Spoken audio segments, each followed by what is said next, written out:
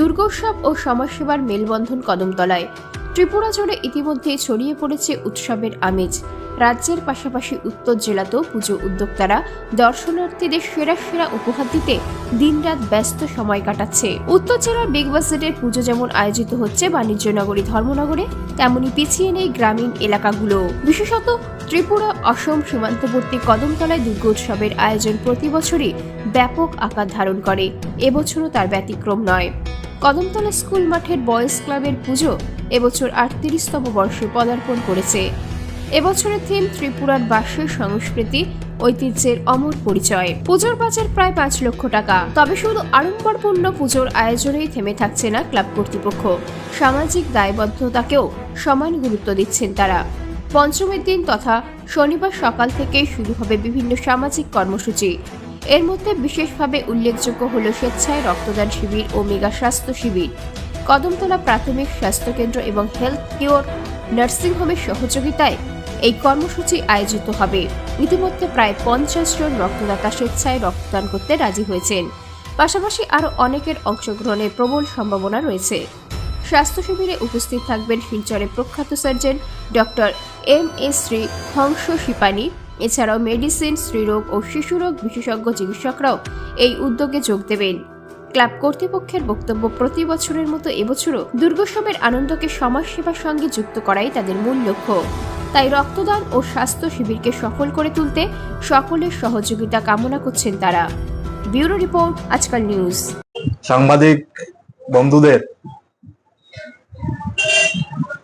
শারদীয় দুর্গোৎসব উপলক্ষে আমরা অগ্রিম শুভেচ্ছা জ্ঞাপন করছি।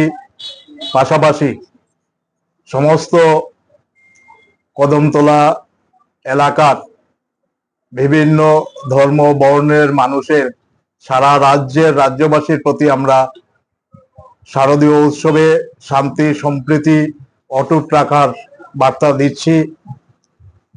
আপনারা শুনে খুশি হবেন, কদমতলা বয়েজ ক্লাব এবারে ৩৮তম মায়ের পুজোয় আমরা ব্রত হয়েছি।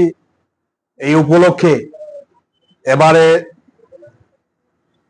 দুর্গোৎসবকে সামনে রেখে আমরা বয়েজ ক্লাবের পক্ষ থেকে রক্তদান শিবির এবং বিনামূল্যে স্বাস্থ্য শিবির আগামী ২৭ তারিখ শনিবার সকাল ১০ ঘটিকা থেকে কদমতলা স্কুলে অনুষ্ঠিত করতে যাচ্ছি।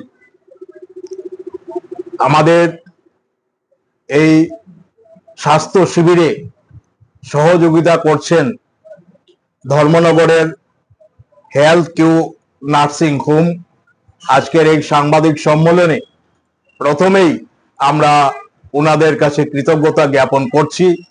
পাশাপাশি আমাদের কদমতলা ব্লক এলাকা, কালাছড়া ব্লক এলাকার আপামর জনগণের কাছে আমরা আহ্বান রাখব, আপনারা এই স্বাস্থ্য শিবিরে আপনাদের বিনামূল্যে চিকিৎসা প্রদান দেওয়া হবে, সেই সুযোগটুকু আপনারা গ্রহণ করবেন।